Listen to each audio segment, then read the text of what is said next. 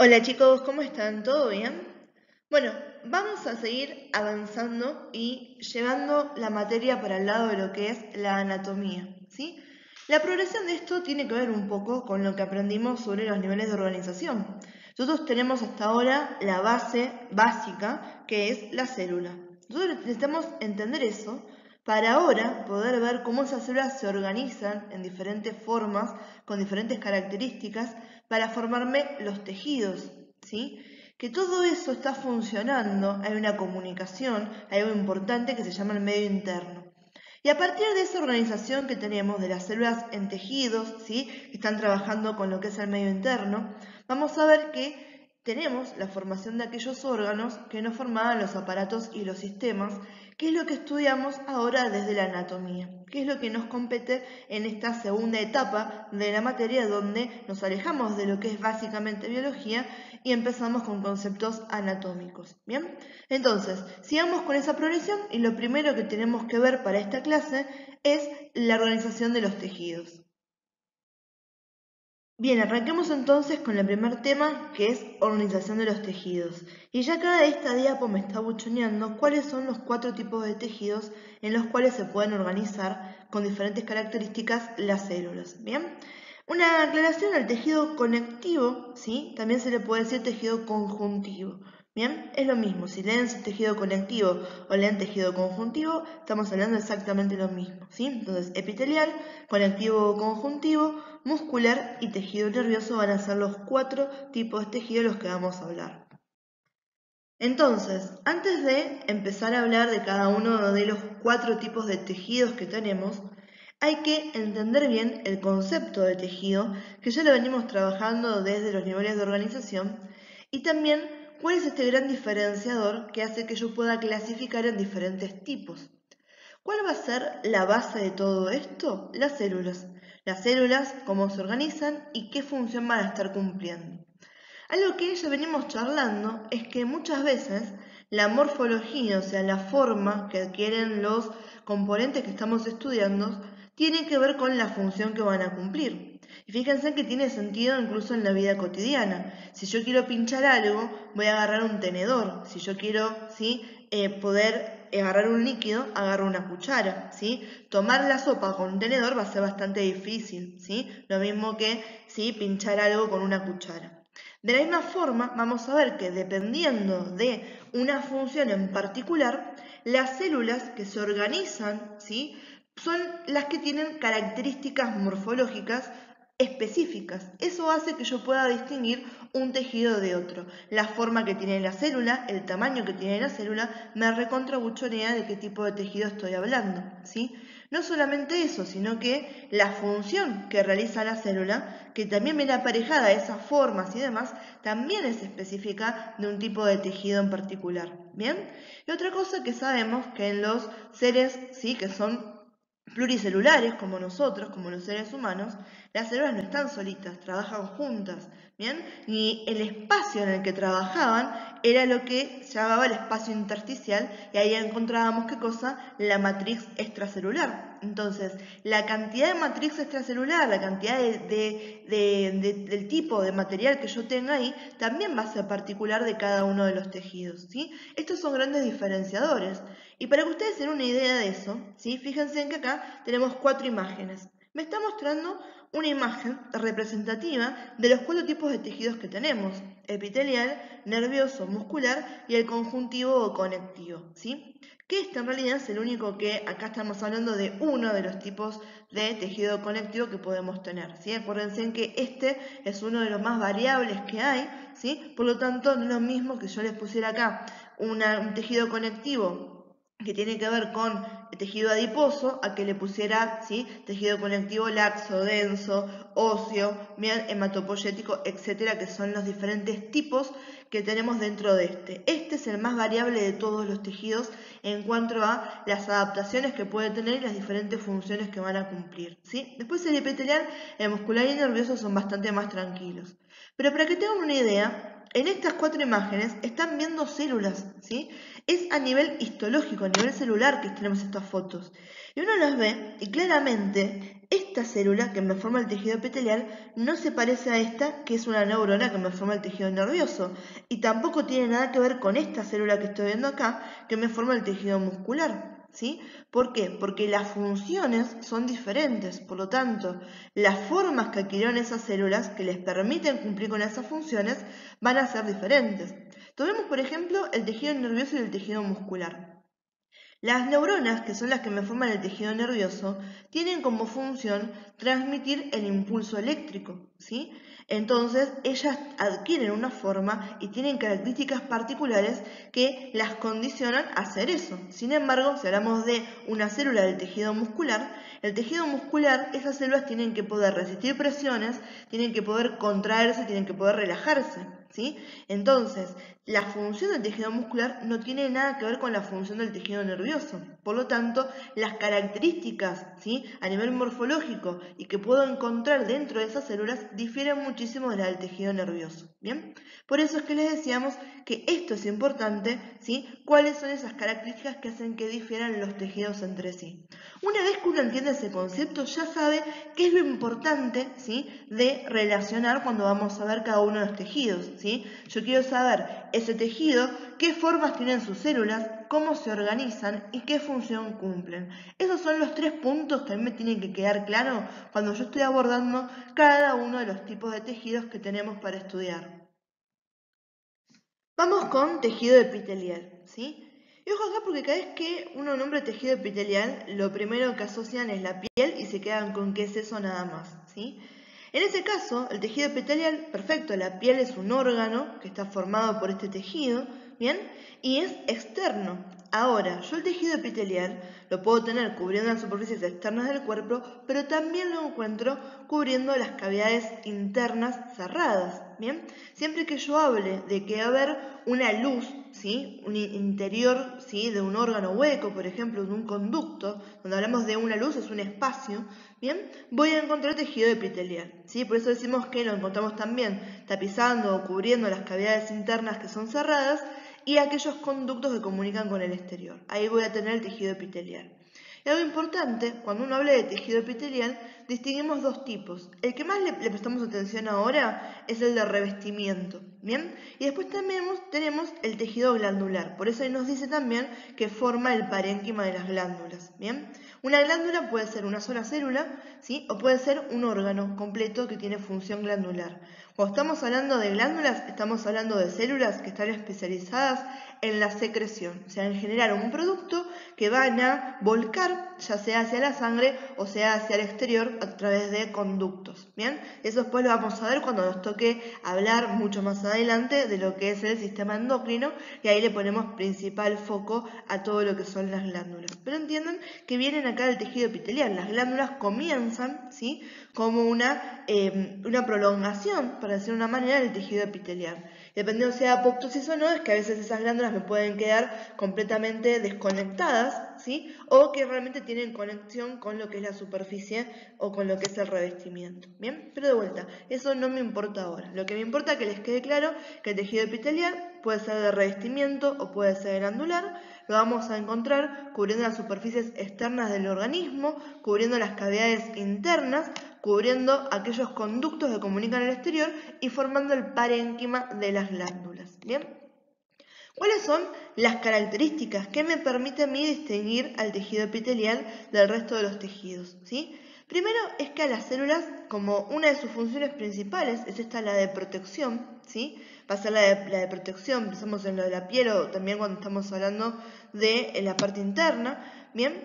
Van a encontrarse muy juntas entre sí, ¿sí? Entonces uno ve que forman casi una lámina continua, ¿bien? Y por eso uno cuando ve este tejido y sopesamos la diferenciación que hay entre la cantidad de células y la cantidad que hay de sustancia intracelular o de matriz extracelular, vamos a ver que tengo mucho más células que tengo este tipo de sustancia intracelular.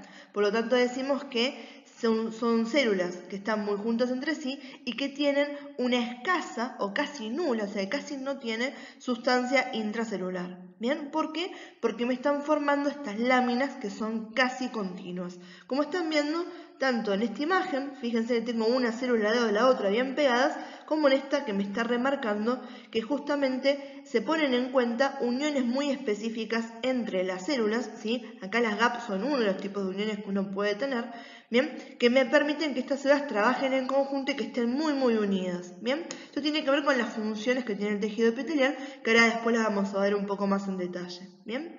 Algo importante, ¿sí? Y que por eso suena raro, es que el tejido epitelial es avascular.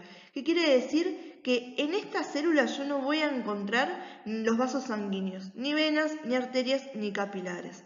Eso quiere decir que estas células no están recibiendo aporte de la sangre, que es súper necesario para que lleguen los nutrientes y llegue el oxígeno y se lleve todos los productos de desecho. No. Pero cuando uno habla de los tejidos, ¿sí? Habla en realidad no del tejido en particular, sino de los órganos y estas estructuras que están formando, vamos a encontrar una conjunción de tejidos. En este caso el tejido epitelial, ¿sí? Está soportado sobre lo que se llama la membrana basal, que es el punto de contacto con el tejido conectivo, ¿sí? Que el tejido conectivo, después lo vamos a ver, tejido conectivo, tejido conjuntivo, la característica que tiene es que está recontravascularizado.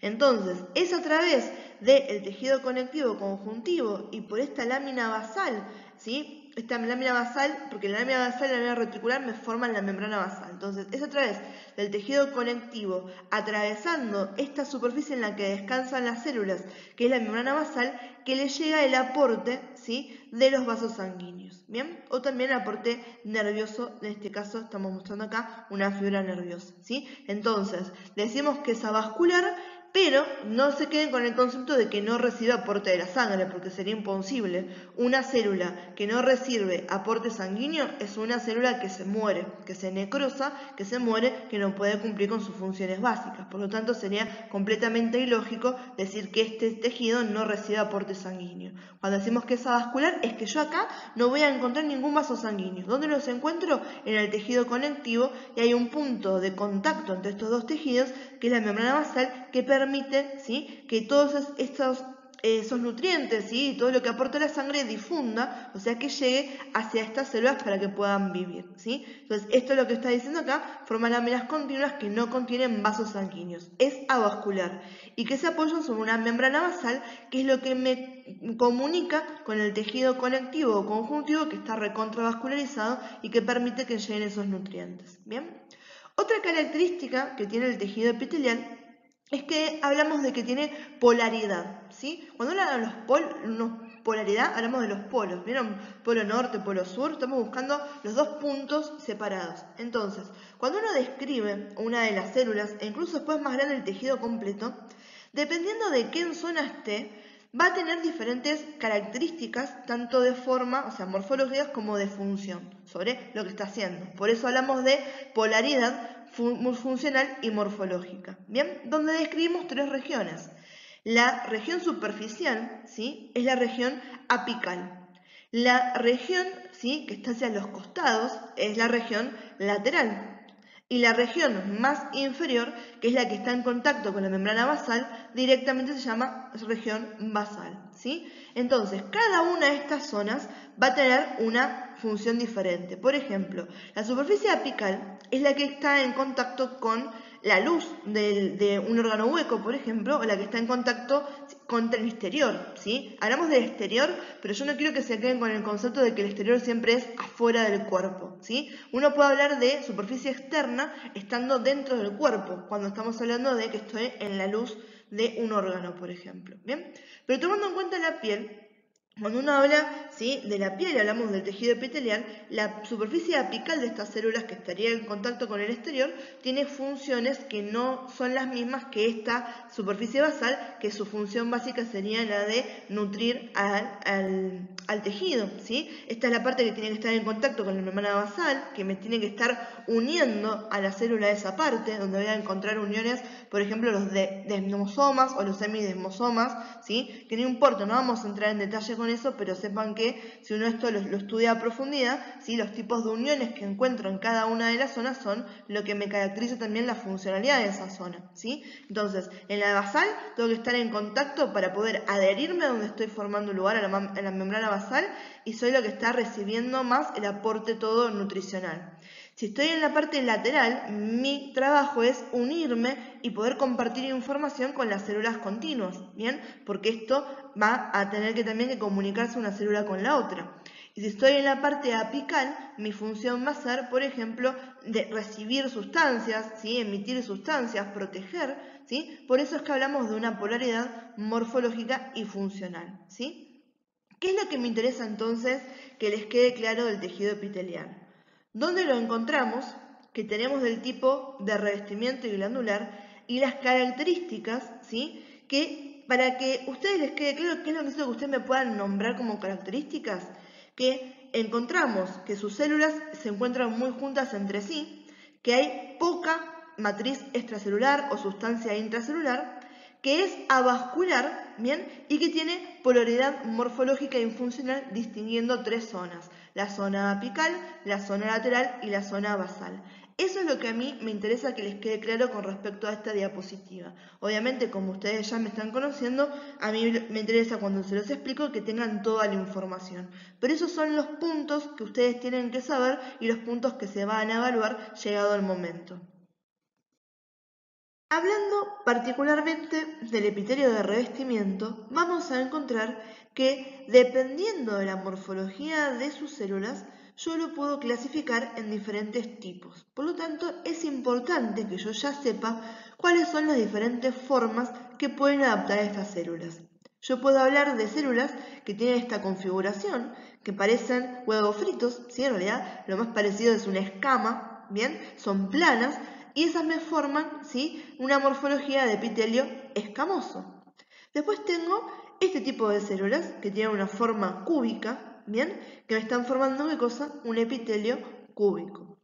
Tenemos otras que parecen a las cúbicas, ¿sí? Pero son cilíndricas, porque vamos a ver que la longitud está prevaleciendo sobre lo que es su ancho, ¿bien? Entonces tenemos planas, ¿sí? Cúbicas y cilíndricas, o escamosas, cúbicas y cilíndricas, ¿bien? Son tres tipos morfológicos particulares.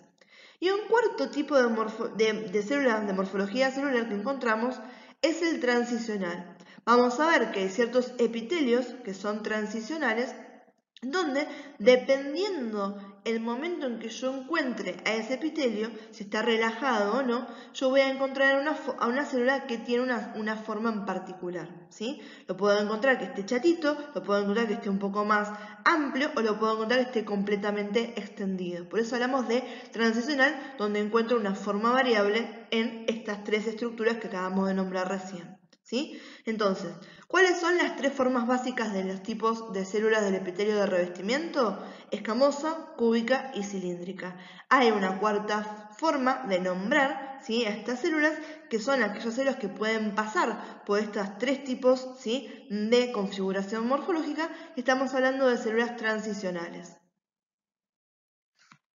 ¿Tengo que tener en cuenta alguna otra cosa más cuando estoy hablando del epitelio de revestimiento? Sí, la disposición de las células, o sea, la forma en que están organizadas. Si yo encuentro a que las células se me están organizando en una sola capa, ¿sí? Donde todas tienen la misma forma, estamos hablando de que es un epitelio simple, una sola capa de células, ¿bien? Si yo estoy hablando ahora que encuentro que hay varias capas de esas células, siempre hablamos que tiene la misma forma, ¿bien? Estoy hablando de que es un epitelio estratificado. Cuando uno habla de estratos, estamos hablando, ¿sí? De diferentes niveles, ¿sí? Diferentes niveles, diferentes capas, por eso les queda, ¿sí? Ese concepto en la cabeza. Ahora, como siempre, cuando uno llega al contenido completo, vamos a ver que hay una subdivisión y clasificación de los tejidos que es mucho más completa, porque me unifica los conceptos de la forma y de la estructuración, de la disposición. Entonces, uno puede hablar de epitelio simple escamoso, ¿sí? Y estamos diciendo estamos dando información para las dos cosas. ¿Qué tipo de célula tengo en cuanto a la morfología? Escamosa. ¿Cómo están ubicadas? En una sola capa. Por lo tanto, epitelio simple escamoso. Puedo tener epitelio simple que sea cúbico, por lo tanto es una sola capa de células con morfología cuboide o cúbica, o puedo tener, ¿sí?, epitelio simple columnar o cilíndrico, ¿sí?, que en este caso son una sola capa de estas células cilíndricas. ¿Bien? Después tenemos, ¿sí?, a los epitelios estratificados. Yo puedo tener un estratificado escamoso, ¿bien?, donde tengo varias capas de células escamosas. Puedo tener un estratificado cúbico, tengo varias capas de células cúbicas. Y cuando hablamos del epitelio, ¿sí?, que es estratificado, donde tenemos células que son columnales, estamos diciendo que es pseudoestratificado. ¿Por qué? Porque en este caso yo no tengo estratos, tengo la apariencia de que hubiese capas. Pero si uno mira cada una de estas células que tengo acá, cada una de ellas tiene contacto con la lámina basal. Por lo tanto, no tengo columnas, lo que tengo es una disposición un poco más desordenada de lo que yo vería en un simple columnar, ¿sí? Y por último, tenemos un epitelio que es del tipo transicional. Acá estamos viendo esa variabilidad que hay en las células, ¿sí?, en la morfología. Y esto tiene que ver, por ejemplo, porque forman parte de órganos que cambian su estructura. Uno del ejemplo para tener en cuenta acá que es la vejiga, ¿sí? La vejiga, que es el órgano del sistema urinario donde su función es la del reservorio de la orina, ¿sí?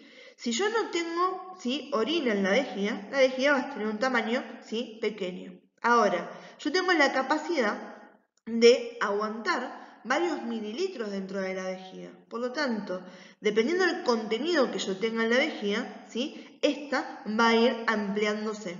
Cuando se va ampliando es que va cambiando, ¿sí?, la disposición de sus células y pasa, ¿sí?, de un estado a otro. Por eso decimos que es transicional, ¿sí? Transiciona, cambia y por eso va cambiando la morfología de lo que estoy viendo. ¿Bien?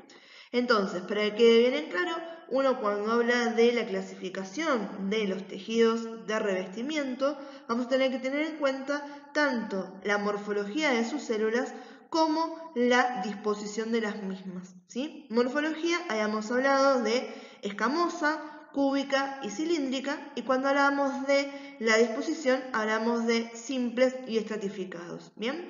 Y los que nos vienen a hacer una excepción, ¿sí?, dentro de esto más sencillo, es tener en cuenta que hay epitelios que son pseudoestratificados y que hay epitelios que son de transición. Vamos con las funciones, ¿sí? Algo que es muy importante con respecto a las funciones es que va a tener que ver muchísimo, ¿sí?, de qué tipo de tejido epitelial esté haciendo referencia, ¿sí?, dónde se localiza, ¿bien? Y si sus células tienen especializaciones particulares, ¿bien? Entonces, en líneas generales uno puede hablar, ¿sí?, de estas 5 funciones. Después, obviamente, que depende de qué tejido epitelial yo estoy referenciando, a qué órgano pertenezca, en qué zona se encuentre, ¿sí?, cuál de estas funciones se aplica en ese sitio. ¿Bien? En líneas generales tenemos que protege, ¿sí? ¿Por qué? Uno habló que el tejido epitelial, ¿sí?, piensen que es de revestimiento. Cuando uno habla de lo que está el revestimiento, estamos hablando de que me cubre la superficie externa, ¿sí? Si yo hablo de que estoy barnizando algo porque estoy revistiendo, ¿sí?, una obra de arte que hice, que le acabo de pintar, el objetivo es que la pintura que está debajo del barniz no se salte, no se dañe, ¿sí? En el sentido del tejido epitelial es lo mismo cuando hablamos de protección. Me protege al resto de los tejidos subyacentes que están por debajo de él. Porque, ¿qué hacía el tejido, ¿sí?, de revestimiento? Me reviste, ¿sí?, al cuerpo, superficies externas, me reviste a las cavidades cerradas, a los conductos. Por eso está siempre en contacto con la luz, con el exterior, ¿sí? Recuerden este concepto de que exterior no siempre quiere decir afuera del cuerpo. Dentro del cuerpo también podemos hablar de una parte externa que es la que está en contacto con la luz. Cuando hablamos de los órganos huecos, por ejemplo. Tenemos de relación al estómago, ¿sí? El estómago es un órgano hueco, ¿sí?, donde yo voy a encontrar que hay una mucosa, que hay células, ¿sí?, de tejido epitelial que tienen una función glandular que es secretar el ácido clorhídrico, y después tengo capas musculares de tejido muscular, ¿sí? Entonces, Las que están en contacto, ¿sí? Directamente en relación con esa mucosa que las protege, que también tiene que ver con parte de lo que secretan ellas, son las células del tejido epitelial. Si yo estuviera en contacto directamente con la luz del órgano a las células musculares, ¿sí? Estaría en problemas. Cuando el contenido gástrico entra en contacto con las fibras musculares, ¿saben qué es lo que tenemos? Una patología, lo que se llama una úlcera. Se empieza a dañar porque no están hechas esas células para resistir. Por eso es que decimos que una de las funciones que tiene el tejido epitelial es la de protección. Protege a los tejidos subyacentes ante abrasiones y lesiones. ¿Bien? Otra cosa que es muy importante tiene que ver con la secreción y la absorción. Cuando uno habla de secretar es hacia afuera, yo estoy secretando algo, estoy generando algo. Y cuando uno habla de absorber es hacia adentro, yo estoy recibiendo algo, estoy absorbiendo algo, ¿sí?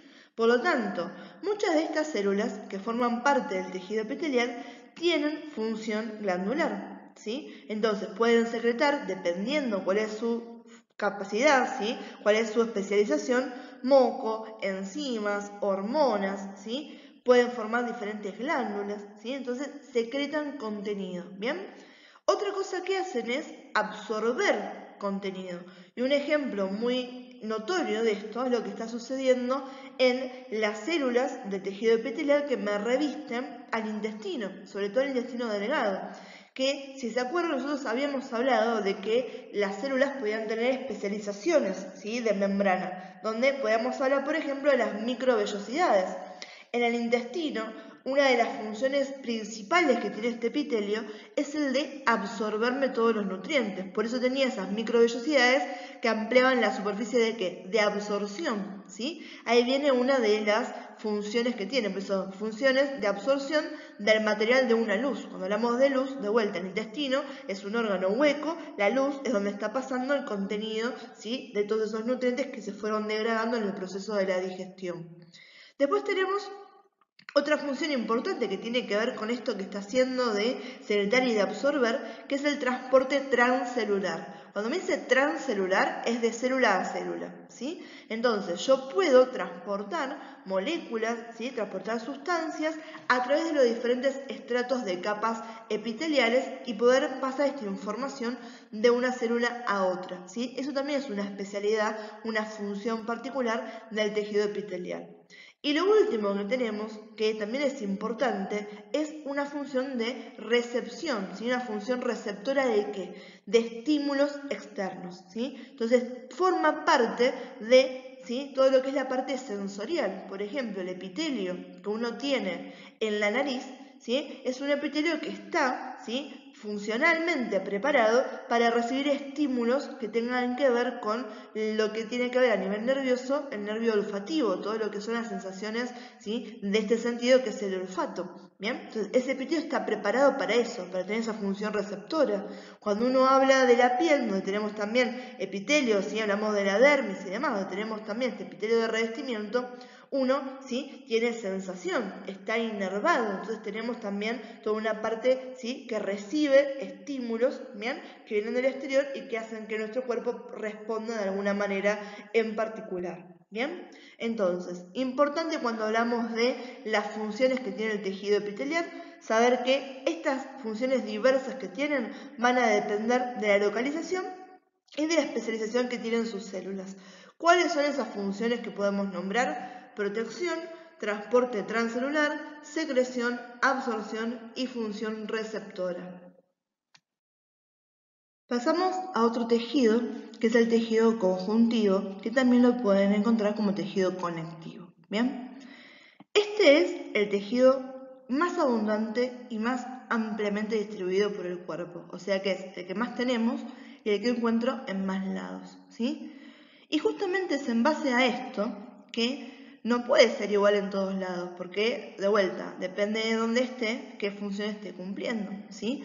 Por lo tanto, vamos a ver, esto es súper importante, que el tejido conjuntivo es aquel que presenta una forma más variable, ¿sí? De tal manera que yo lo puedo clasificar en diferentes tipos teniendo en cuenta sus características, porque son muy diferentes, ¿bien? Fíjense que en líneas generales, ¿sí? Uno puede decir, lo encontramos constituyendo membranas delicadas, como pueden ser las fascias, ¿sí? Que son finitas, que me recurren a los músculos, por eso me dicen que mantienen unidas a las estructuras y le dan forma.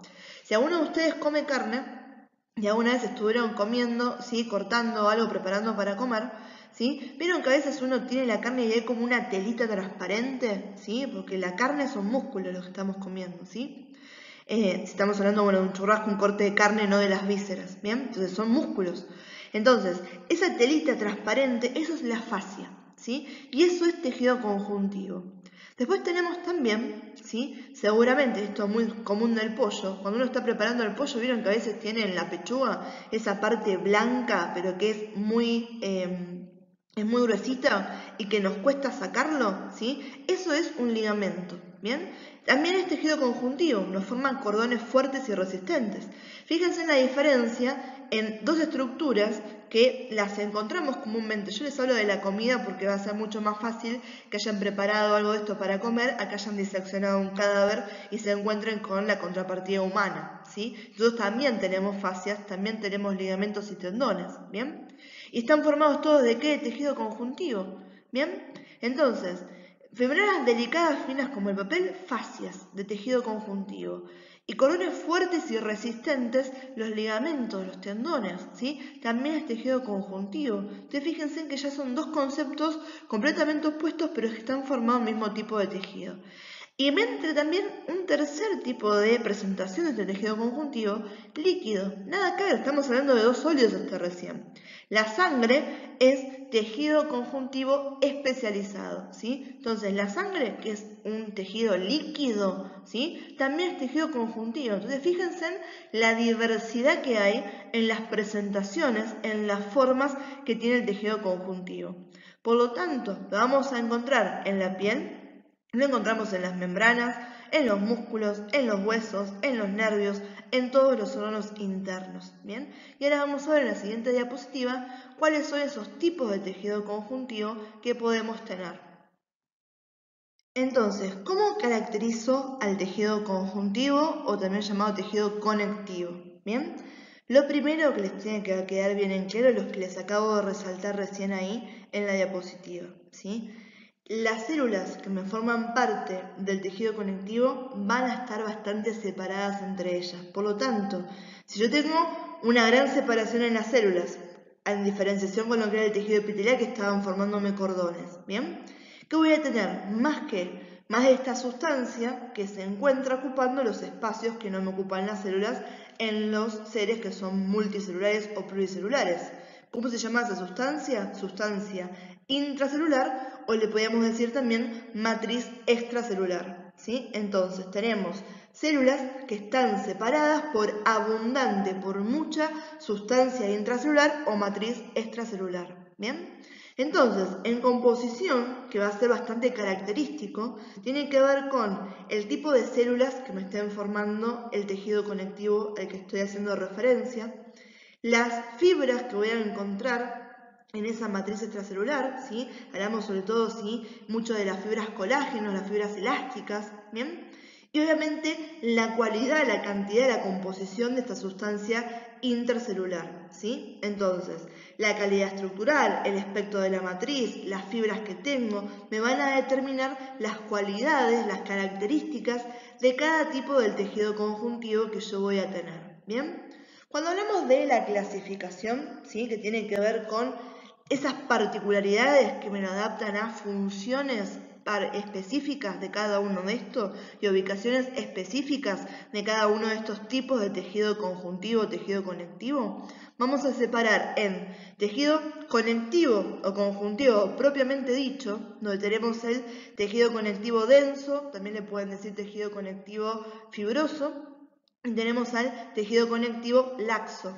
La diferencia entre lo que es denso y lo que es laxo es la disposición de las células con respecto a la matriz y las fibras que tienen, ¿sí?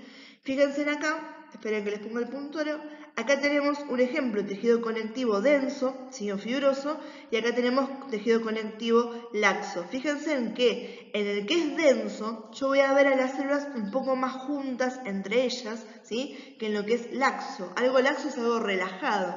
Entonces la diferencia de tener algo compactado y algo que está más relajado. Por eso hablamos de denso y hablamos de laxo. Estos son los que son propiamente dichos. Bien, entonces tejido conectivo, denso y laxo. Después tenemos el tejido conectivo o el tejido conjuntivo especializado, ¿bien? Donde acá ya sí adquieren características que son bien particulares de cada uno de estos. Tenemos el adiposo o graso, ¿sí? Estos que son los que me forman tejido adiposo, ¿sí? Tejido adiposo es un tipo especializado de tejido conectivo. Después tenemos a los huesos, ¿sí? Los huesos son tejido conectivo. Tenemos el tejido cartilaginoso, también es tejido conectivo, y súper importante que desde acá ya sepan que la sangre es tejido conectivo especializado o tejido conjuntivo. La sangre es un tejido. ¿Y cuál es el fundamento de que todos estos tejidos diferentes que estamos nombrando, digamos que pertenecen a un solo tipo de tejido y lo podemos englobar dentro de tejido conjuntivo y tejido conectivo? Que cada una de estas diferenciaciones, si uno sigue el linaje de esas células, podemos ir hacia una sola célula mesenquimatosa pluripotencial.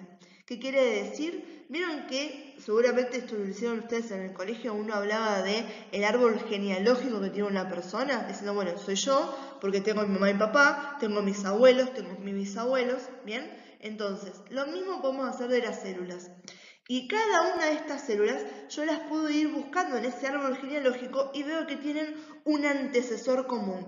Hay una única célula que dependiendo ¿sí? qué camino sigue, se puede convertir en el tipo de célula que me forma cada uno de estos tipos de tejido. Ese es entonces el fundamento de que tengamos tanta variedad cuando estamos hablando del tejido conjuntivo o del tejido conectivo.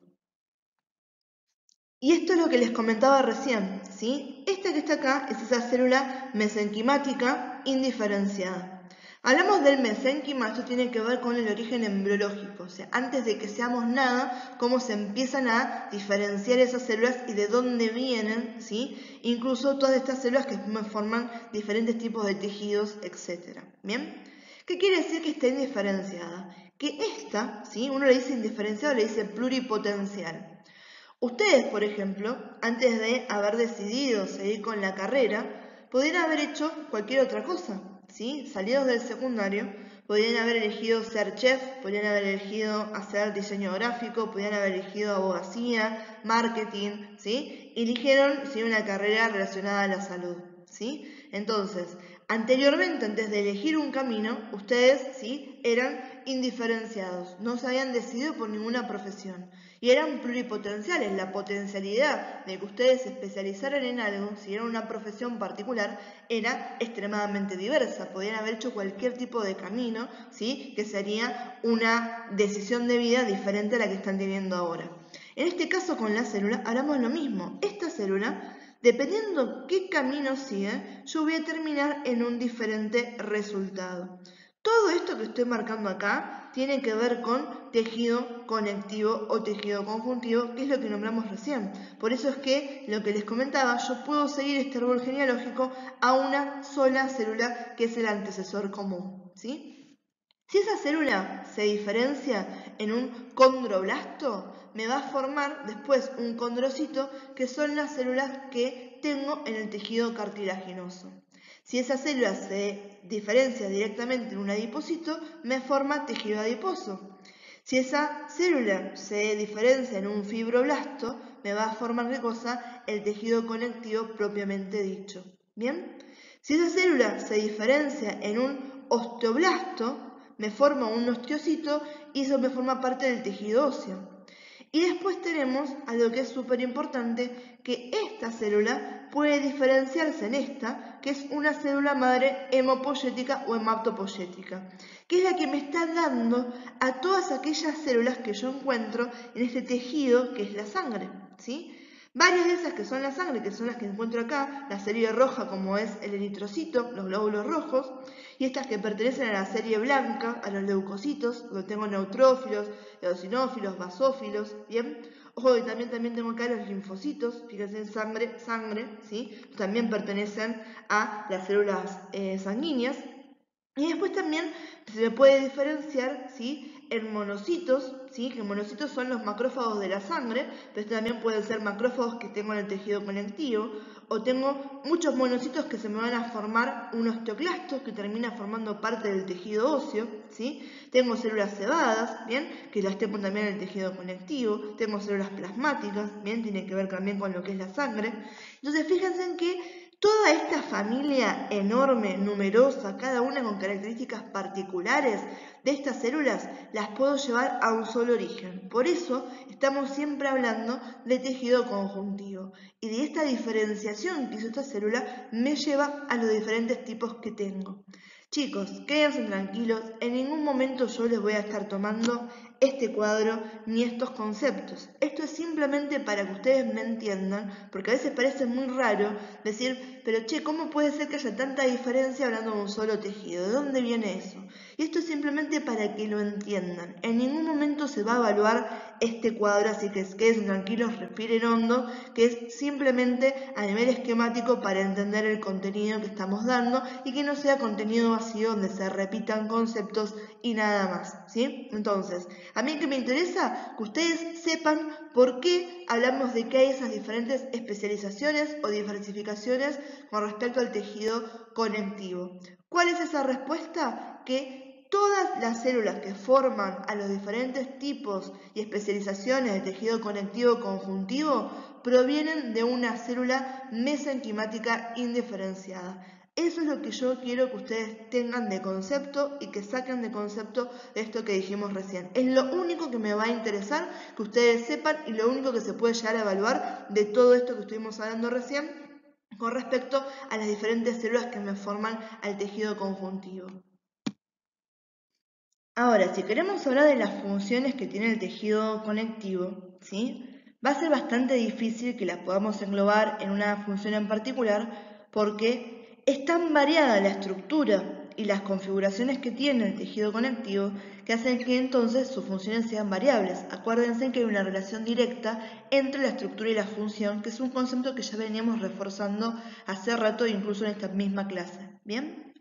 Entonces, cuando yo quiero hablar de las funciones del tejido conectivo y quiero decirlo de una forma generalizada, puedo resumirlo en 4 puntos, ¿bien? Después, obviamente, si yo estoy hablando de un hueso, o estoy hablando de un cartílago, ¿bien?, o estoy hablando de la sangre, cada uno de esos tipos de tejido va a tener funciones que son mucho más específicas, que son las que se estudian cuando nos toca hablar del sistema esquelético, ¿sí?, donde tenemos que hablar de cartílagos y de huesos, cuando nos toque hablar, ¿sí?, más adelante, ¿sí?, de la sangre, ¿bien?, cuando nos toque hablar del sistema inmunitario y hablamos de lo que es la defensa, ¿bien?, etcétera. Entonces, ¿cuáles son esos ejemplos de esas funciones que son muy pertinentes con respecto al sistema, ¿sí?, el sistema hacia lo que es el tejido conectivo? Sostén, relleno o amortiguación, defensa y nutrición. Cuando hablamos de sostén, es que justamente me está sosteniendo otras estructuras del cuerpo. Por ejemplo, si hablamos de los huesos, ¿sí?, hablamos del cartílago, en ellos se están apoyando el tejido muscular, se apoya también, ¿sí?, el tejido epitelial, ¿bien? Entonces me está sosteniendo otros tejidos. Por ejemplo, acá en esta imagen, estos son todos preparados histológicos, que es lo que a mí me lleva a poder ver los diferentes tejidos bajo el microscopio, con diferentes coloraciones para resaltar las células y poder ver su contenido. Acá tengo un corte de lo que es la piel, ¿sí? La piel tiene diferentes capas, ¿sí?, donde hablamos de la epidermis, que es donde encontramos al tejido epitelial, y tenemos la dermis, donde en la dermis justamente prevalece el tejido conectivo o conjuntivo. ¿Bien? Entonces, fíjense que si esta es la dermis y esto que tengo acá es epidermis, como esta se está apoyando acá. Y ya este concepto lo habíamos visto cuando tocamos la parte epitelial. Acuérdense que teníamos una membrana basal, ¿sí?, que era la que me sostenía a las células epiteliales que descansaban ¿sobre qué? Sobre tejido conectivo. ¿Bien? Justamente eso es otro de los referentes de hablar de sostén. Hablamos de relleno o amortiguación, ¿sí? Las fibras elásticas, las fibras colágenas me están dando estructura a los diferentes tejidos, ¿sí? Cuando hablamos de amortiguación, ¿sí? Y relleno también estamos hablando, por ejemplo, de el tejido adiposo, ¿sí? Esas almohadillas grasas que uno tiene en las palmas de la mano, en los pies, en las caderas, ¿sí? Sobre todo en este caso de las mujeres, ¿bien? Me están sirviendo, están cubriendo una función biológica, ¿sí? La de amortiguar, por ejemplo, los impactos, ¿bien? Y también tiene que ver un poco con lo que es la nutrición. Nutrición por dos puntos. Por un lado, porque recuerden que este tejido estaba ampliamente vascularizado, por lo tanto, ¿sí? A través de él puedo llegar a vascularizar un montón de zonas y otros tejidos, ¿bien? Que está llegando ese aporte de la sangre, ¿bien? De nutrientes y de gases que son necesarios para el funcionamiento de las células. Y hablando también de función nutricional, por ejemplo, teniendo acá el tejido adiposo, cuando vimos biomoléculas, habíamos hablado de los lípidos, habíamos dicho que una de sus funciones era la de proveer almacenamiento energético a largo plazo. Por lo tanto, de este tejido conjuntivo que me forma el tejido adiposo, yo puedo obtener energía. Cuando hablamos de energía a nivel de lo que estoy utilizando en las células, hablamos de ese metabolismo y hablamos también de lo que es nutrición. Y hablamos de defensa porque, por ejemplo, hayamos nombrado a los monocitos y a los macrófagos. Esas células van a formar parte del sistema inmunitario y son las que se están defendiendo frente a agentes que pueden generar lesiones o daño en nuestro cuerpo, que es el ejemplo que están teniendo acá. Acá están viendo, ¿sí?, a un macrófago que se está comiendo un montón de bacterias. Esto ya lo habíamos visto cuando tomamos el término de fagocitosis en esos tipos especializados de transporte que hacían las células, ¿sí? Estas células especiales de la defensa están fagocitando, miren cómo amplían su membrana plasmática y me rodean por completo todas estas que están acá que son bacterias, con el objetivo de destruirlas, por lo tanto están haciendo lo que es defensa, ¿sí? Entonces, del tejido conectivo o tejido conjuntivo, lo que nos tiene que quedar en claro es que las funciones son tan variadas como las diferentes presentaciones que tenemos de este tipo de tejido. ¿Cuáles son algunos ejemplos básicos de funciones súper importantes que cumple el tejido conectivo? Sostén, relleno o amortiguación, defensa y nutrición. Vamos con el tercero de los tipos de tejidos que tenemos que conocer. Hablamos del tejido nervioso. En este caso es muy importante poder diferenciar y poder entender que vamos a encontrar formando parte de este tejido a diferentes tipos celulares. Los vamos a separar en dos grupos. En las células que son las principales, las que realmente están formando la estructura funcional del sistema nervioso, del tejido nervioso, ¿sí?, que van a ser las neuronas. Estas son células cuya especialización y todo lo que tienen que hacer tiene que ver con conducir el impulso nervioso. Bien, transmitir ese impulso nervioso de célula a célula para que llegue a un origen y se cumpla una función. Bien, esas son las neuronas. Entonces, la unidad funcional del tejido nervioso va a ser la neurona. Ahora, la neurona por sí sola no podría cumplir sus funciones, no podría existir. Necesita la presencia de células accesorias o de células auxiliares a las que vamos a llamar células de la glía. Células de la glía vamos a después diferenciar que hay diferentes tipos, ¿sí? Tenemos las células del epéndimo, tenemos a los astrocitos, tenemos a los oligodendrocitos y tenemos a las células que son de la microglía, ¿bien? Todos estos tipos de células son accesorias a las neuronas. Cada una de ellas va a tener una especialización particular que va a servirle de soporte a las neuronas. ¿Bien? Son especializadas entonces en el soporte y en establecer las que son las conexiones. ¿Para qué? Para que las neuronas puedan cumplir con su función. Entonces, una neurona sin células de la glía no pudiese funcionar, ¿sí? Y las células de la glía las necesitamos para que funcionen las neuronas. Las podemos decir de una manera o en la otra. Entonces, ¿cuáles son las células que me forman el tejido nervioso? Las células principales son las neuronas y las células accesorias son las células de la glía. Vamos a ver estas células por separado. Bien, ¿cómo describo una neurona? ¿Sí? Fíjense en que estas células tienen características particulares. Bien, lo primero que tenemos que describir es esta parte que está acá, que es el cuerpo. ¿Cómo le decimos al cuerpo de la neurona? Soma, S-O-M-A. Soma es el cuerpo neuronal, ¿sí? Ahí voy a encontrar al núcleo y el resto de las organelas que son importantes para esta célula, ¿bien? El soma emite unas prolongaciones cortas, ¿bien? Que se llaman dendritas. Todas estas que estamos viendo acá son las que se llaman dendritas.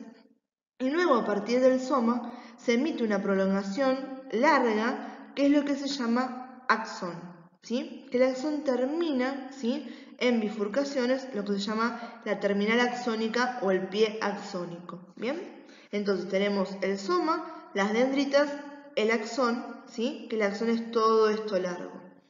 Después hay cosas que son importantes, ¿bien? La función que tienen las neuronas es la de transmitir la información. ¿Cómo le decimos a la información en este nivel? Impulso eléctrico, ¿bien? Para hacer eso, ¿sí?, es que están especializadas y tienen, por ejemplo, estas que son las llamadas vainas de mielina. ¿Qué hacen estas vainas de mielina? Se comportan como aislante eléctrico, ¿sí? Porque es electricidad, la forma, o es un potencial eléctrico, la forma en que se transmite ese impulso nervioso, ¿bien? De tal manera que al tener estos aislantes, ¿bien?, hacen que la información viaje más rápida porque lo hace de forma saltatoria, ¿sí? Hace esto, tuc, tuc, tuc, tuc, tuc, y ahí llega, ¿sí? Que eso es mucho más rápido que si yo tuviera que hacer todo esto, ¿sí?, de base, ¿bien? Entonces, las vainas mielínicas me sirven justamente para poder ayudar a esta célula a cumplir su función. Y tenemos una de las células que forman parte de las células de la glia, que son las células de Schwann, que son las encargadas de sintetizar esa vaina de mielina, ¿bien? ¿Cómo le digo los espacios que me quedan, ¿sí?, entre las vainas de mielina, ¿sí?, donde la célula a través del axón, estos espacios que son los nodos de Ranvier, puede hacer intercambios con la matriz extracelular, ¿sí?, nodos de Ranvier, ¿sí? Entonces, cuando uno tiene que describir una neurona, estas son todas las cosas que tenemos que decir. Tenemos que decir que tiene un soma, ¿sí?, que es donde encontramos, ¿sí?, el núcleo. Este es el que se considera el cuerpo neuronal, ¿bien?, que a partir del soma se pueden emitir una o varias prolongaciones, ¿sí?, cortas, que se llaman dendritas, ¿bien?, y que a partir del soma se emite una prolongación larga a la que llamamos axón, ¿bien?, que encontramos también unas vainas, ¿sí?, de este material aislante que se llama mielina, que están producidas por esto que está marcando en el medio, que es una célula de Schwann, y que los espacios donde yo encuentro una interrupción en la vaina de mielina, donde el axón entra en contacto con el espacio intracelular, se llaman nodos de Ranvier. Esto es lo que a mí me interesa que a ustedes les quede claro con respecto a las neuronas. Esto que tienen acá es netamente anecdótico, más adelante se verá cuando se tenga que profundizar en el sistema nervioso, ¿sí? ¿Por qué? Es una parte que siempre se dice cuando uno habla de las neuronas. Uno habla de que, por ejemplo, las neuronas, ¿sí?, ustedes saben que son las que me están formando el tejido nervioso, que es lo que tenemos formándome, ¿sí?, la sustancia, el parénquima de lo que es el sistema nervioso. Bien, me está formando el cerebro, me está formando a todos los que son los componentes de el bulbo, la médula, me está formando todos los que son los nervios, ¿bien? Por lo tanto, desde ese punto de vista uno tendría que poder conocer bien qué es el sistema nervioso, ¿sí?, por qué se divide en periférico y central, para entender lo que está diciendo acá, que no es el objetivo de esta clase y no es el objetivo puntual de este momento hablar del sistema nervioso, ¿sí? Pero, como les digo, siempre que uno habla de neuronas, a nivel de lo que es la formación del tejido nervioso, uno distingue, ¿sí?, entre el soma y los axones en, por ejemplo, cuál me constituye la sustancia gris y la sustancia blanca. Y particularmente cuando hablamos de los somas, o sea, del cuerpo de las neuronas, dependiendo, ¿sí?, si los encontramos agrupados en el tejido, ¿sí?, que me forma parte del sistema nervioso, periférico o me forma parte del sistema nervioso central, es que podemos hablar de ganglios, como están viendo acá, o podemos hablar de núcleos, ¿bien? Entonces, de vuelta, ¿esto que está acá me interesa? No, para nada, ¿sí? Es simplemente un detalle que tienen acá que más adelante, cuando realmente se vea el sistema nervioso, pueden volver a este contenido y decir, ah, bueno, de acá tengo un poco más de información. ¿Qué es lo que me interesa? Que ustedes sepan cómo está constituida una neurona y que puedan identificar esos datos en una imagen como puede ser esta que está acá. A las neuronas tenemos una forma de clasificarlas que tiene que ver con las prolongaciones que emiten, ¿sí? Si yo estoy hablando de una neurona donde encuentro el soma y veo que tiene múltiples prolongaciones, fíjense, tengo todas estas dendritas, tengo acá el axón, tengo todas estas dendritas, tengo acá el axón, tengo estas dendritas, tengo acá el axón. Todas estas neuronas son del tipo multipolar. Tengo muchos polos a los que puedo, ¿sí?, referenciar. Ahora, si yo tengo una neurona donde encuentro que hay dos polos, ¿sí?, encuentro una dendrita y encuentro el axón, estoy hablando de que es una neurona bipolar. Tengo dos polos solamente, ¿bien? Puedo encontrar unas que sean unipolares, ¿bien? Porque tengo el soma, ¿bien? Y luego tengo a la dendrita y el axón casi fusionados, ¿sí? Están en el mismo nivel. Por eso hablamos de unipolar, ¿sí? Tengo un solo polo y luego tengo a las dendritas y el axón en el mismo nivel, ¿sí? Esa bifurcación en dos se hizo después del soma. Y tenemos unas que son especiales, ¿bien? Que se llaman anaxónicas. Y esta me está buchoneando. Ana sin axón, ¿sí? Estas son neuronas en las que directamente no hay axón o en las que el axón es indistinguible de las dendritas que yo estoy observando, ¿bien? Las encontramos solamente en el sistema nervioso central y tienen una función no tanto de conducir el impulso nervioso, sino de compartirlo y de asistir a que ese impulso llegue a las diferentes neuronas, ¿sí? No de transmisión. Por eso es que no es tan importante el axón, ¿sí? ¿Qué es lo que me interesa que les quede con respecto a esto? ¿Cómo se puede clasificar a las neuronas? Según sus prolongaciones, ¿sí? En multipolares, bipolares, unipolares o anaxónicas. Simplemente que tengan esa distinción. Bien, chicos, este es un concepto que me interesa que lo sepan bien. Estamos hablando de la sinapsis, ¿sí? La sinapsis es el proceso en el que se están comunicando una neurona con otra, ¿bien? Siempre va a sucederse de una forma, ¿sí?, lineal, o sea, de una pasa a la otra. El punto de conexión va a ser el axón de una neurona con las dendritas de otras, ¿bien? ¿Por qué? En este nivel yo tengo la sinapsis, porque el flujo de información va de una zona aferente, que son las dendritas, a una zona eferente, que es el axón. Aferente es que está recibiendo la información y eferente que está emitiendo la información, o sea, entra y sale, ¿bien? Entonces, ¿cómo se produce? El impulso nervioso llega hacia las dendritas, se transmite hacia el soma, que es el cuerpo, y de ahí hacia esta prolongación, que es el axón, terminando en el pie axónico o la terminal axónica, a través del cual, por el proceso de la sinapsis, se transmite la información a la neurona adyacente que se comunica con el axón a través de sus dendritas. Este proceso es lo que conocemos como sinapsis. La sinapsis es entonces el flujo de información que se produce desde las dendritas, la zona aferente de la neurona, hacia el cuerpo neuronal y de este hacia el axón, que es la zona eferente de la neurona. Eso es lo que a mí me interesa que ustedes me puedan decir, que puedan saber qué es la sinapsis, que es este proceso de comunicación entre las neuronas, y cuál es la linealidad de esta conductibilidad del impulso nervioso. Bien, acá tenemos a las células de la neuroglía, ¿sí? Estas células que van a ser accesorias a las neuronas, ¿bien? Entonces, estas células de la neuroglía van a ser 4, ¿sí? Hablamos de los astrocitos, hablamos de los oligodendrocitos, hablamos de las células del epéndimo y hablamos de las microglía, ¿sí? Cada una de estas va a tener diferentes funciones. Las que nombramos acá son las principales que tiene cada una de ellas. Cuando hablamos de los astrocitos, que son estas que están acá, la función que tiene es la de darme soporte estructural, ¿sí? Están haciendo que se mantenga bien cada una de las cosas donde tiene que estar. Y me está generando la estructura bien de todo este tejido, ¿sí? Nervioso que estoy formando. Cuando hablamos de los oligodendrocitos, ¿sí? Estos hacen una función parecida a lo que habíamos hablado cuando nombramos a las células de Schwann, ¿sí? También me sintetizan las vainas de mielina, con la diferencia que los oligodendrocitos me pueden generar vainas de mielina en diferentes neuronas a la vez, ¿sí?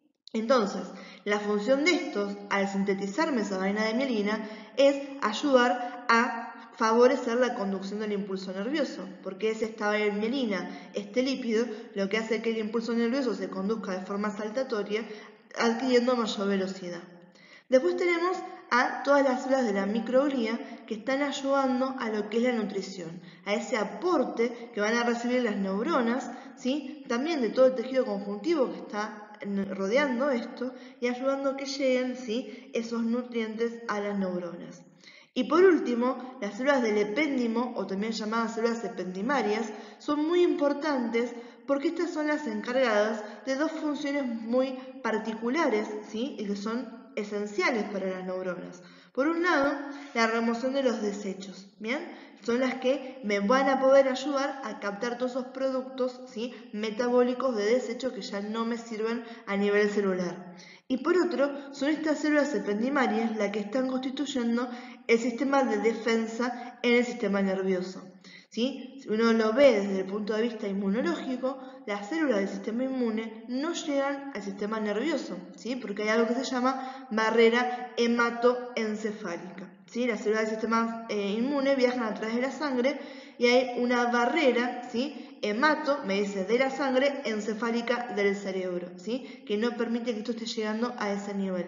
Por lo tanto, algo tan importante como el cerebro no se puede quedar, ¿sí? Sin forma de remover los desechos y sin forma de poder defenderse. ¿A quién tenemos? A las células del epéndimo. ¿Bien? Entonces, ¿cuáles son las células que me forman la neuroglía? ¿Sí? Estas células que son accesorias, astrocitos, oligodendrocitos, células ependimarias o células del epéndimo y la microglía.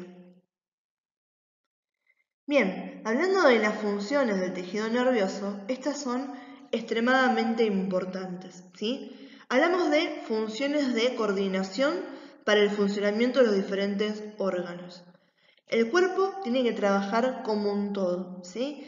¿Quién es la maquinaria? ¿Sí? ¿Quién es el encargado de decirle a cada una de las partecitas que conforman mi cuerpo cómo funcionar, cuándo funcionar y cómo funcionar? El cerebro, ¿sí? Hablamos del cerebro, hablamos del sistema nervioso con todos sus componentes y es el tejido nervioso el que está haciendo posible la transmisión de esa información del cerebro, ¿sí? Hacia los diferentes órganos y de los órganos hacia el cerebro, porque también el cerebro tiene que recibir información sobre qué es lo que está pasando, ¿sí? Por fuera de lo que él maneja, ¿sí? Yo tengo que saber si hay algún cambio alrededor mío, si alguno de estos órganos está bien, está mal, si hay dolor, por ejemplo. Entonces vamos a hablar que la comunicación es de doble vía, del cerebro hacia los órganos y de los órganos hacia el cerebro, ¿sí?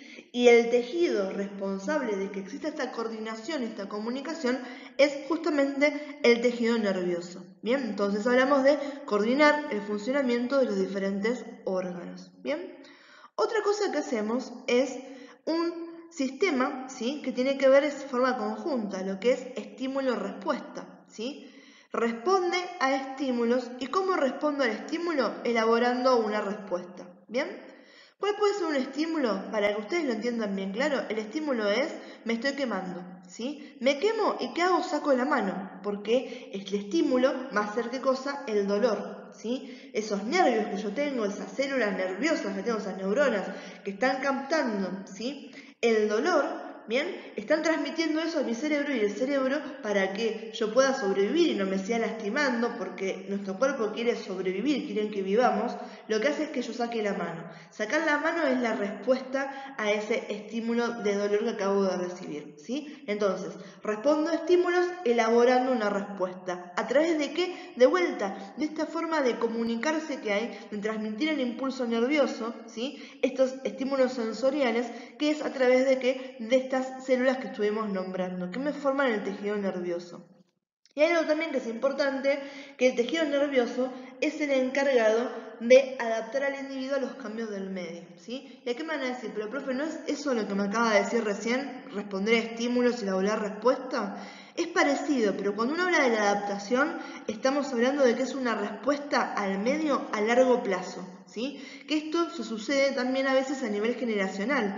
¿Qué está pasando? Que tuve que adaptarme, ¿sí? Que tuve que aprender para poder sobrevivir en el medio en el que estoy, ¿sí? Por eso hablamos de adaptación al individuo. ¿Y es en base a qué? Al tejido nervioso. Bien, entonces, ¿cuáles son algunas de las funciones que tenemos cuando hablamos del tejido nervioso? Coordinar el funcionamiento de los diferentes órganos, ¿sí? Establecer lo que es el estímulo y respuesta, ¿sí? Responder a estímulos elaborando una respuesta y adaptar al individuo a los cambios del medio. Vamos con tejido muscular. Este es el último de los 4 que teníamos para nombrar, y con esto ya les prometo que estamos terminando todo lo que es esta clase, ¿sí? Falta un cachito más porque en tejido muscular, ¿sí? Tenemos que hablar del mecanismo de contracción, que es importante, ¿bien? Pero ya es lo último que nos queda.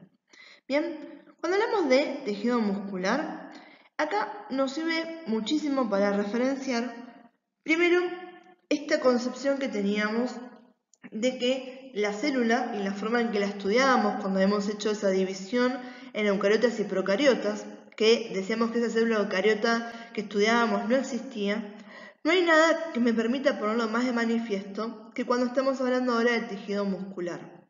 ¿Por qué? Porque el tejido muscular yo voy a tener 3 tipos. Voy a poder hablar de tejido muscular cardíaco, voy a poder hablar de tejido muscular, ¿sí? Esquelético, y de tejido muscular liso, ¿sí? El cardíaco y el liso se consideran tejido muscular estriado, ¿sí? Entonces, tejido muscular estriado, tejido muscular liso son los 2 grandes tipos de tejido que tengo.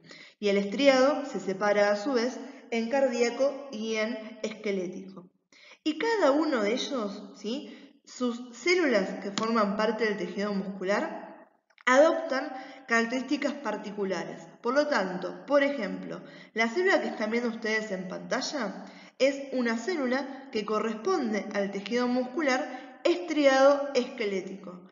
La célula que corresponde al tejido muscular estriado cardíaco es diferente, y la que corresponde al tejido muscular al tejido muscular liso también es diferente. ¿Bien? E incluso en estas células entonces, que son hermanas, ¿sí? Yo voy a poder caracterizar ciertos puntos que me las diferencien. ¿Bien? Y decir fibra muscular o decir célula muscular es exactamente lo mismo, ¿sí? La fibra, ¿sí? Tiene ese nombre por la disposición que tienen los componentes celulares, pero es una célula. Lo que están viendo ustedes en pantalla es una célula del tejido muscular, ¿sí? Esquelético. Ahora, lo que tienen en común en líneas generales todo el tejido muscular, que por eso es que lo estamos viendo directamente acá, es que sus células son especializadas para producir movimiento, ya sea movimiento voluntario o sea movimiento involuntario. ¿Y qué es lo que permite que estas células puedan hacer este movimiento? Que se pueden contraer, tienen lo que se llama contractibilidad. ¿Qué es la contractibilidad? La capacidad que tienen de acortar su longitud y luego volver a la longitud inicial o la longitud de reposo. ¿Y por qué esa capacidad de contracción me permite a mí establecer un movimiento? Porque los músculos, sobre todo estamos hablando de los que forman parte del sistema locomotor, que permiten los movimientos, ¿sí? A nivel de lo que es un movimiento voluntario, lo que están haciendo es insertarse de hueso en hueso, ¿bien? Entonces, si yo tengo un músculo que va, por ejemplo, ¿sí? Ustedes tienen el miembro superior, ¿sí? Tienen la mano, tienen la muñeca. Lo que sigue hasta el codo se llama antebrazo y lo que sigue hasta el hombro es lo que es el brazo, ¿sí? El hueso hueso que tengo formándome el brazo es el húmero. Y los huesos que tengo formándome el antebrazo se llaman radio y cúbito. ¿Bien? Entonces, si yo tengo un músculo que se inserta en el húmero y se inserta en el radio y el cúbito, cuando ese músculo se flexiona, me tira del antebrazo y lo acerca hacia el brazo. Y si ese músculo se relaja, vuelve a la posición normal. Por eso hablamos de que la contracción hace que yo me mueva, ¿sí? Y ustedes pueden hacerlo ahora, pueden estirar la mano y pueden poner la mano contraria, ¿sí? Sobre el brazo, ¿sí? En ese músculo que tiene ahí, que va a ser el bíceps, y pueden flexionarlo y van a sentir que ese músculo está haciendo fuerza. Se contrae el músculo y ustedes pueden mover voluntariamente el antebrazo y acercarlo hacia el brazo, ¿sí? De esa manera la contracción es lo que hace, ¿sí?, el movimiento voluntario. Ahora, también tenemos músculo, ¿bien?, que se encarga del movimiento involuntario, cuando uno habla de, por ejemplo, peristaltismo. Porque yo le puedo decir, puedo controlar esta, ¿sí?, función locomotora de mover mis manos, mover mis pies, ¿sí?, mover mi cuerpo, ¿bien? Y eso lo estoy controlando, es voluntario. Ahora, el corazón también está hecho de tejido muscular, ¿sí? Pero yo no le puedo decir a mi corazón, ¿sí?, al músculo que forma parte del miocardio, que es el músculo cardíaco, que haga su trabajo más rápido, ¿bien? Eso puede ser una respuesta fisiológica. Si yo ahora salgo de mi casa, ¿sí? Ahora no, porque son como las 3 y pico de la mañana, pero si yo salgo de mi casa y me pego un pique a la manzana, obviamente que mi corazón va a latir más rápido, pero es una condición fisiológica, no porque yo voluntariamente hice que mi corazón lata más rápido y que las células del miocardio se contraigan con más fuerza, ¿sí?, etcétera. ¿Bien? Por eso es que hablamos de lo que es el movimiento involuntario y movimiento voluntario, y tenemos siempre a los músculos con esta capacidad de acortar su longitud, de contractibilidad, que son los responsables del movimiento. Bien, y hablando de la estructura celular, a mí la que me interesa es esta que estamos viendo en pantalla, ¿sí?, que es una célula que pertenece al tejido muscular estriado esquelético. ¿Por qué? Porque más adelante, cuando veamos sistema muscular, vamos a ver sistema musculoesquelético. Entonces, esta es la configuración celular que me va a sustentar ese conocimiento. ¿Bien? Entonces, una cosa que nos tiene que quedar en claro es que esto es una célula. Por lo tanto, los componentes son los que venimos viendo desde el principio. ¿Qué es lo que pasa acá? Es que se le ponen nombres propios para poder identificarlos como pertenecientes a una célula del tejido muscular. ¿Bien? Por eso presten atención que yo entre paréntesis le puse, ¿sí?, a qué me hacía referencia cada uno de estos nombres propios en cuanto a esos conceptos que ustedes ya conocen. Cuando hablan del sarcolema, ¿sí?, el sarcolema no es otra cosa que la membrana plasmática, ¿sí? Esto que tenemos acá es el sarcolema, es la membrana plasmática, ¿sí? Esta es una célula multinucleada, tenemos un montón de núcleos, ¿sí? Pero en esta fibra muscular o célula muscular yo encuentro una membrana plasmática. ¿Cómo le digo para saber que estoy hablando, ¿sí?, de la membrana plasmática que pertenece a una célula del tejido muscular? Le digo sarcolema, ¿sí? Después tenemos el sarcoplasma. ¿Qué es el sarcoplasma? No es otra cosa más que el citoplasma, ¿sí? Hablamos de los sarcosomas, los encontramos acá. Los sarcosomas son las mitocondrias, ¿sí?, que estas van a necesitar un montonazo de mitocondrias porque se necesita un montón de ATP para poder sustentar el mecanismo de la contracción muscular. Y otra cosa que necesito para hacer la contracción muscular es tener, esto sí es una diferenciación celular, el retículo sarcoplasmático. Que el retículo sarcoplasmático lo podemos ver acá, ¿sí?, en celeste o en turquesa, depende de qué apreciación tengan por los colores, ¿sí? La función que tiene es almacenar calcio. Calcio, que es un ion súper importante, que si no está en las proporciones necesarias, no se puede realizar la contracción muscular, ¿sí? Entonces es muy importante para esta célula asegurarse de poder almacenar ese calcio, ¿sí? El calcio a nivel biológico es tan importante, ¿sí?, que incluso nuestro cuerpo busca la forma de tener siempre una reserva. ¿Saben cuál es la reserva más grande de calcio de nuestro cuerpo? Los huesos, ¿sí? El cuerpo puede hacer todo un proceso que se llama reabsorción ósea, mediante el cual se obtiene, ¿sí?, calcio a partir de empezar a degradar el tejido óseo. ¿Bien? Porque es muy importante, si no hay calcio con proporciones suficientes, no hay contracción muscular. Si los músculos no se contraen, estamos en problemas, porque pierdo movilidad y no solamente eso, sino que además puedo perder funciones extremadamente importantes, porque estos músculos, algunos, son tan importantes para la vida como pueden ser el diafragma y hablamos de la respiración. Si nuestro diafragma se contrae de una forma, si entra en espasmo, ¿sí? O deja de perder su capacidad, ¿sí? De contraerse y relajarse, perdemos la capacidad de respirar como corresponde. Y de esa manera, ¿sí? Podemos incurrir en una asfixia y es un gran problema para la vida no poder respirar. Creo que eso ya nos quedó bastante claro, ¿bien? Entonces, súper importante el tema de la contracción muscular y que exista entonces un reservorio en la célula que permita utilizar este ion, que es el calcio, para llevar a cabo esa contracción. Otra cosa que voy a necesitar y que es específico de acá, ¿sí? En realidad son las proporciones que tenemos y la preponderancia que tienen, son las miofibrillas, que forman una unidad contráctil. ¿Qué estamos hablando cuando nos referenciamos a las miofibrillas? Estamos hablando a filamentos, ¿sí? Estamos hablando de filamentos de actina y filamentos de miosina, que lo que hacen es generar lo que se llaman puentes cruzados, que permiten que una se desplace sobre la otra y de esa manera se acorta la longitud de la célula en lo que es el proceso de contracción.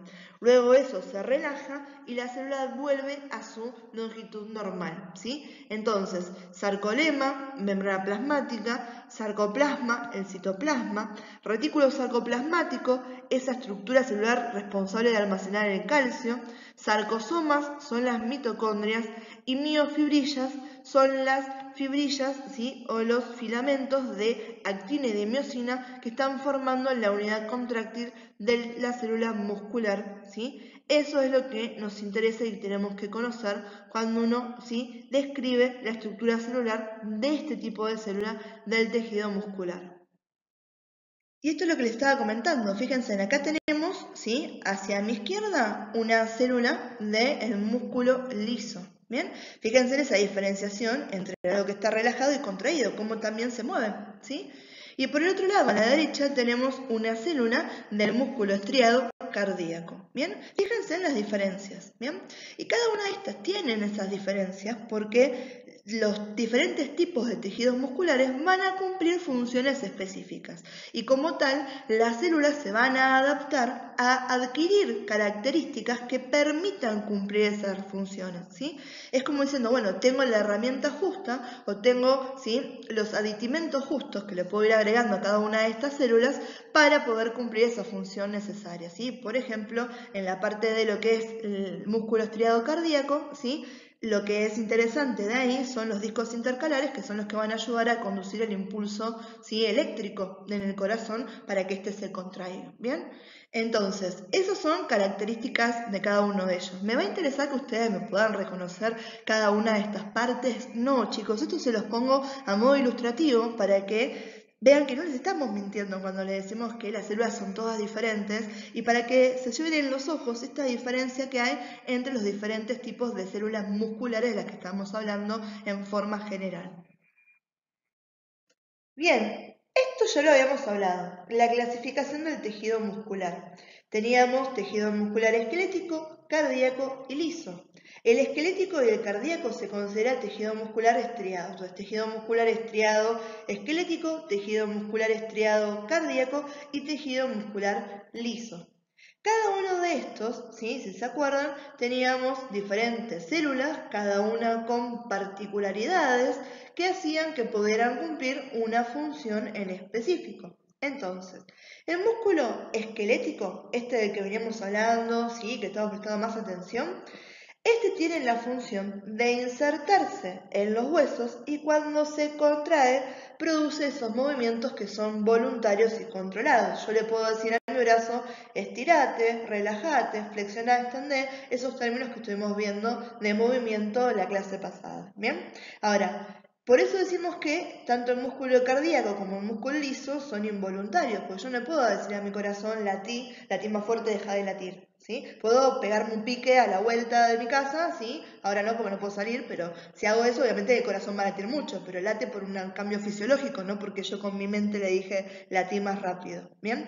Lo mismo que al músculo liso, que es el que va a formar las paredes de los vasos sanguíneos y los órganos huecos. Yo no le puedo decir a el intestino, por ejemplo, dale, empezá a hacer esos movimientos peristálticos, dale estómago, hacelo más rápido, ¿bien? No lo voy a poder hacer eso, ¿sí? Son involuntarios. Hay toda una parte que tiene que ver con lo que es el sistema nervioso y demás, que está controlado por ese lado, pero no es algo voluntario, es involuntario. Pasan las cosas fisiológicamente, no porque uno lo quiere que pasen, ¿bien? Entonces, volviendo a este tema de las funciones, el músculo cardíaco, ¿sí? En este caso, fíjense en que las células, ¿sí? Tienen esa función ramificada y van a estar unidos y forman esa masa entrelazada de tejido contráctil que va a responder a los que van a ser los estímulos eléctricos para su contracción de una forma rítmica, a lo que lleva a que el corazón se pueda contraer y de esta manera cumpla con esa función de impulsar la sangre por todo el organismo. Y por último, este liso que ya habíamos nombrado recién, forman las paredes de los vasos sanguíneos y de los órganos huecos. ¿Bien? Esquelético es el único que es voluntario, tanto el cardíaco como el liso van a ser músculos involuntarios. Bien, vamos a acá explicar brevemente lo que es ese proceso de contracción muscular, ¿sí? Yo se los explico, chicos, a mí ustedes saben que me gusta dárselos en el detalle, ¿sí? Después cuando termino de contarles todo, les hago un mini resumen que eso que les digo de vuelta es lo que me interesa que les quede a ustedes de todo esto, ¿bien? Entonces, primero lo que tenemos que entender es que acá tenemos involucradas a las células del músculo, ¿sí? Y además a las neuronas, que son las que me están trayendo, ¿sí? Esa información o esa molécula que va a ser la que me va a dar inicio a todo esto. Lo que me está diciendo a mí, contraete, ¿sí? Entonces, ¿cuál va a ser, cómo se llama ese estímulo que reciben las células musculares que les dicen empiecen el mecanismo de contracción? Es un neurotransmisor, ¿sí? Que se llama acetilcolina y que se abrevia ACH, ¿bien? Entonces, esa acetilcolina, ¿sí? Llega a esta parte de esta célula muscular. Hay unas invaginaciones en la membrana, ¿sí? En lo que es el sarcosoma, ¿bien? Que se llaman túbulos T, lo que ayudan es a propagar esta acetilcolina, ¿bien? Y lo que hace esto es que la acetilcolina va a estimular que se libere calcio desde lo que es el retículo sarcoplasmático. El calcio es interesante porque vamos a ver que tenemos, ¿se acuerdan esas miofibrillas? ¿Sí? A nivel bien chiquitito tenemos algunas que son fibras gruesas y fibras que son delgadas. Las fibras gruesas van a estar hechas de miosina y las fibras delgadas van a estar hechas de actina. ¿Bien? El calcio se une a lo que está unido a la actina, ¿sí? Que van a ser la troponina, y la va a convertir en tropomiosina, ¿sí? Tiene un efecto transformador en ellas, ¿bien?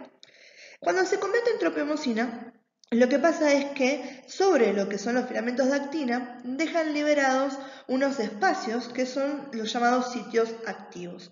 Estos sitios activos van a ser aquellos lugares donde se van a poder unir las cabezas de la miosina.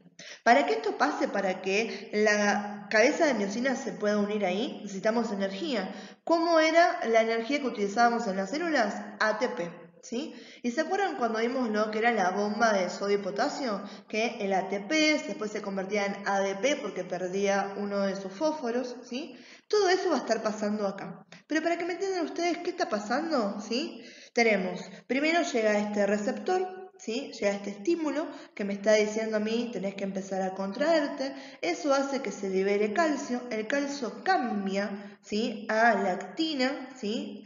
Y se liberan estos sitios activos, lo que permite que en la miosina, las cabezas de la miosina se puedan unir formando lo que se llaman puentes cruzados. ¿Bien? Con todo esto, ¿sí? Empieza entonces el comienzo de la contracción, porque tenemos ahora el desplazamiento de la fibra de actina sobre la fibra de miosina, ¿sí? Que es lo que están viendo allá al costadito. En el costado, las fibras que son violetitas son las de actina, y las fibras que son, ¿sí? de un rojo más intenso, esas son las de miosina. ¿Bien? Entonces, fíjense que está llegando el amarillo, sería la neurona, está llegando todo lo que es el impulso. Después tenemos, ¿sí?, la liberación de calcio, que son esas bolitas celestes, y el acortamiento de la fibra muscular por este desplazamiento de la actina sobre la miosina. ¿Bien?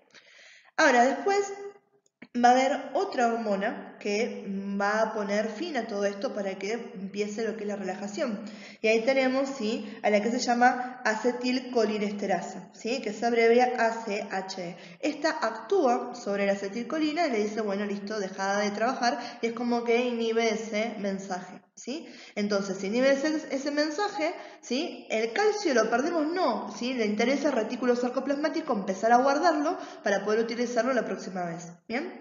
Y cuando pasa esto, ¿sí?, ahora los sitios activos que no tenemos al calcio que me favorezca esta transformación se tapan, y si no tengo un sitio activo, pobrecita la miosina ahora no tiene dónde unirse. Por lo tanto, la miosina, ¿sí?, se suelta de lo que es esta unión y se van a eliminar los puentes, ¿sí?, se deshacen esos puentes cruzados que habíamos hablado.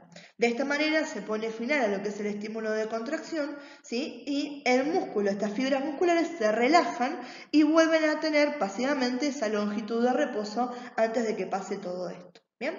Entonces, para que nos quede claro esto, ahí lo ponemos, ¿sí?, en grande para que entiendan esto, ¿sí? Tenemos entonces la llegada de un estímulo, ¿sí?, acetilcolina. Ese estímulo hace que se libere calcio. El calcio genere que haya cambios sobre las fibras de actina, liberándose sitios activos. Estos sitios activos permiten que la miosina, ¿sí?, se une a la actina y se produzca la contracción muscular cuando la actina se desplaza sobre la miosina, que es lo que están viendo acá. Esperen que voy a poner el puntero para que nos quede bien en claro esto. Acá tenemos, ¿sí?, esta es la actina y esta es la miosina. ¿Ven cómo las cabecitas como que la van llevando para un costado? Ahí, ¿sí? Este desplazamiento hace que se me acorte la fibra muscular. ¿Por qué pasó esto? Teníamos todo el calcio acá, ¿sí? Esto que está acá, ¿sí?, es el retículo sarcoplasmático. Y esta es la mitocondria que me está generando, ¿qué cosa? El ATP que necesitaba para activar a la miosina, ¿sí? Entonces, para volver a esto, teníamos el estímulo, que iba a ser esa acetilcolina, estimulaba la liberación de calcio, que lo tenemos ahí. La liberación de calcio actúa sobre la actina, liberándome esos sitios activos, ¿sí? El ATP ayuda a que la miosina se pueda unir a esos sitios activos, generándome estos puentes cruzados. Cuando tengo esos puentes cruzados, se produce el desplazamiento de la actina sobre la miosina, generando el acortamiento de la fibra muscular. Cuando, ¿sí?, se libera el ATP y cuando el calcio se vuelve a ser recaptado por el retículo sarcoplasmático porque entra un inhibidor de la acetilcolina que se llama acetilcolinesterasa, todo esto finaliza el mecanismo de contracción y el músculo, la fibra muscular vuelve a su relajación pasiva donde tiene la longitud normal de reposo. Y esto va a pasar una y otra vez siempre y cuando se reciba ese estímulo, que es lo que está pasando en lo que es el movimiento de la contracción. Esta forma de contraerse, y acá lo que estamos viendo es una célula del músculo estriado, ¿sí?, músculo esquelético, ¿sí?, es lo que hace que esos músculos se puedan contraer y me permitan a mí mover, ¿sí?, todas las partes de mi cuerpo. Bueno, chicos, con eso terminamos. Como siempre les digo, por favor no se queden con dudas, ¿sí? Cualquier tipo de consulta, cualquier tipo de comentario, si hay algo que no entendieron bien, si hay algo que necesitan que se vuelva a explicar, por favor, ¿sí?, háganmelo saber, así realmente vamos avanzando con el contenido, ¿sí?, teniéndolo entendido, que esa es la idea, ¿sí?, de poder estar abordando todos estos temas, ¿sí?, entenderlos, ¿bien? Así que bueno, chicos, de vuelta, cualquier tipo de duda, saben que estoy siempre disponible, ¿sí? Así que no se queden con cosas colgadas y listo, ¿sí? Vayan a descansar, que ya pudieron escuchar toda la clase completa. Nos vemos la clase que viene.